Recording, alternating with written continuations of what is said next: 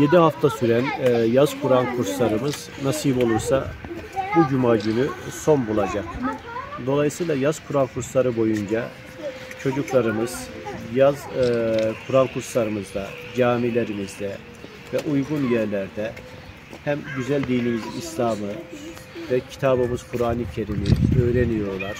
Aynı zamanda ibadetleri, camilerde ibadetleri alışıyorlar ve çeşitli etkinlikler yaparak hem öğrenip hem eğleniyorlar. Bugün de nasip olursa TOKİ 5. etapta yazında Kur'an var tişörtleriyle her yıl geleneksel olarak yapılan bisiklet turnuvasına öğrencilerimizle beraber katılacağız.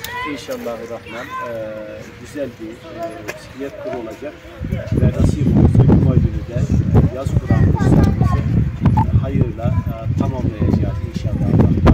Burada emeği geçen, kurslarımızı yapan, camilerimize destek olan, çocuklarımıza yapılan etkinliklerde maddi ve manevi destekler bulunan hayırsever vatandaşlarımıza, yaz Kur'an kurslarımızda görev alan hocalarımıza ve çocuklarını yaz Kur'an kurslarında dinimizi öğrenmek için bilgi ve manevi değerlere bağlı olarak yaşamaları için gönderen anne babalara hepsine çok teşekkür ediyorum.